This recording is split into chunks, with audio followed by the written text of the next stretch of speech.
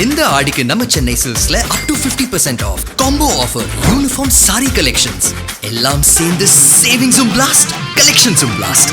நம்ம தி சென்னை சில்க்ஸ். தமிழ்நாட்டுல எல்லாமே சேஞ்ச் ஆயிடுச்சு. உங்க நகையையும் சேஞ்ச் பண்ணுங்க. உங்க பழைய நகைக்கு கிராமுக்கு 150 ரூபாய் கூடுதலா வாங்கி புது நகை எடுத்துக்கோங்க. அதே கம்மி சேதாரம் தான் உங்க லலிதால மட்டும்தான். ஒரு பக்கம் ஆட்சியை கலைக்க சதி, மறுபக்கம் குதிரை பேரமென கூக்குரல்கள் தொடர்ந்தாலும் அண்டர் கிரவுண்டில் தாவேகா நடத்தி வரும் ஆபரேஷன் எல் சக்சஸ் ஆகுமா என்பதுதான் அரசியல் வட்டாரத்தின் தற்போதைய ஹாட் டாபிக். திமுக அதிமுகவின் அரை நூற்றாண்டு கால ஆட்சிக்கு முற்றுப்புள்ளி வைத்துவிட்டு தற்போது தமிழகத்தின் ஆட்சி கட்டிலில் அமர்ந்தாலும் அதன் 4 கால்களாக இருப்பது திமுகவின் முன்னாள் கூட்டணி கட்சிகள் தான். காங்கிரஸ், விசிக, IUML, கம்யூனிஸ்ட் ஆகிய கட்சிகளின் ஆதரவோடு தற்போது ஆட்சி நடந்தாலும் ஊழலற்ற நிர்வாகம் என்ற ஒற்றை உறுதிமொழியை நம்பியே குறிப்பாக கம்யூனிஸ்ட் கட்சிகளும் விடுதலை சிறுத்தையும் தங்கள் ஆதரவை தமிழக வெற்றி கழகத்திற்கு அளித்தனர்.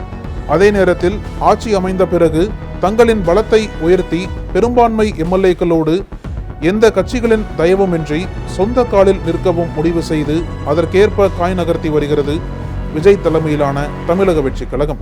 அதற்காக தீட்டப்பட்ட திட்டத்தின் பெயர்தான் ஆபரேஷன் எல். இதில் எல் என்கின்ற எழுத்திற்கு லீமா ரோஸ், லீஃப், லெஜிஸ்லேட்டர்ஸ் என பல அர்த்தங்கள் அரசியல் விமர்சகர்கள் இடையே சுற்றி வந்தாலும் அதன் உண்மையான அர்த்தமே வேறு என நமட்டு சிரிப்பு சிரிக்கிறார்கள் உயரமான அமைச்சருக்கு நெருக்கமான சிலர். கடந்த மே 13ஆம் தேதி நடந்த நம்பிக்கை வாக்கெடுப்பின் போது கூட்டணி கட்சிகள் மற்றும் அதிமுகவின் அதிருப்தி MLAக்கள் 25 பேர் ஆதரவோடு முதல்வர் விஜய் வெற்றி பெற்றாலும் தற்போதும் தலைக்கு மேல் கத்தி தொங்குவதை தனக்கு ஆபத்தாகவே பார்க்கிறது ஆளுங்கட்சி. எனவே அதிமுகவின் MLAக்களான மரகதம் குமரவேல், ஜெயக்குமார், சத்யபாமா, இசகி சுப்பையா ஆகிய 4வரையும் முதலில் தூண்டில் போடாமலேயே தூக்கிவிட்டது தாவேகா.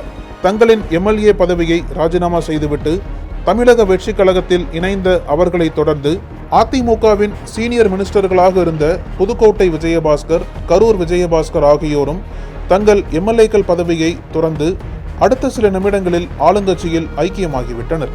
இதனால் ஆளுங்கட்சி குதிரை பேரத்தில் ஈடுபடுகிறது என்ற தொடர் குற்றச்சாட்டுகளையும் தாண்டி முதல்வர் விஜய் ராஜினாமா செய்த திருச்சி கிழக்கு தொகுதியோடு சேர்த்து தாவேகா அரசின் பெரும்பான்மைக்கு தேவையான MLAக்களை விட அதிகம் பெறும் வகையில் கூடுதல் தொகுதிகளுக்கு இடைத்தேர்தல் நடத்த முடிவு செய்துவிட்டது ஆளுங்கட்சி. இதற்காக வைக்கப்பட்ட பெயர்தான் அந்த ஆபரேஷன் எல், அதாவது ஆபரேஷன் லகான். ஆமாம், குதிரைக்கு போடக்கூடிய அதே லகான் தான்.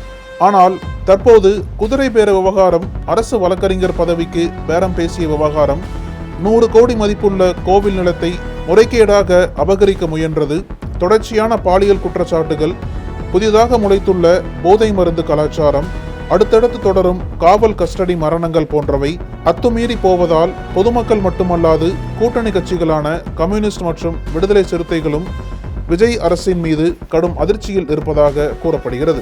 தவிர சமூக நீதித்துறை என்ற பெயர் மாற்றம், கூட்டணியில் இருந்து கொண்டே சேலத்தில் அம்பேத்கர் சிலையை திறந்து வைக்க முடியாத நிலை போன்ற சொந்த காரணங்களால் கூடுதல் அதிருப்தியில் இருக்கிறது விசிக.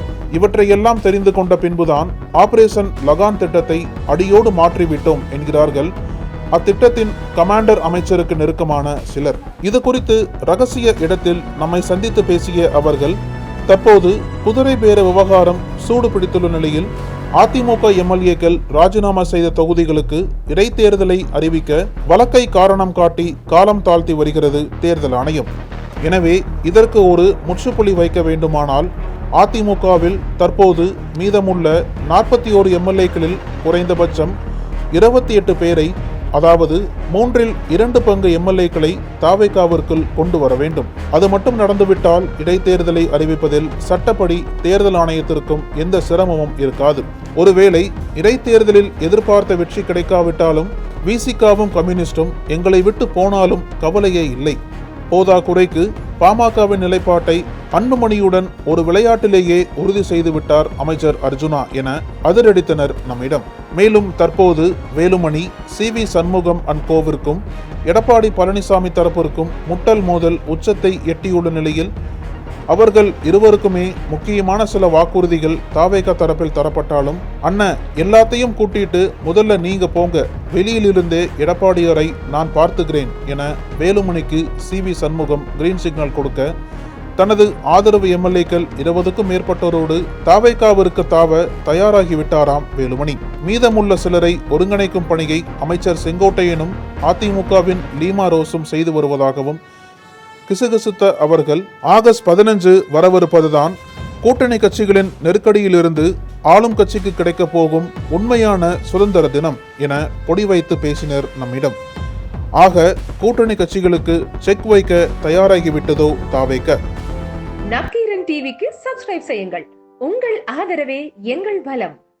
ஆசிரியர்களுக்கு நண்பனாகவும் மாணவர்களுக்கு ஆசானாகவும் திகழும் தேர்வு வழிகாட்டி. ஒவ்வொரு பாடத்திற்கும் அனுபவமிக்க ஆசிரியர்களின் துல்லியமான தெளிவான விடைகள். CNC இருக்கு, தேர்வு பயம் எதற்கு? இது தீரன் பப்ளிஷிங் ஹவுஸ் விற்பனை வெளியீடு.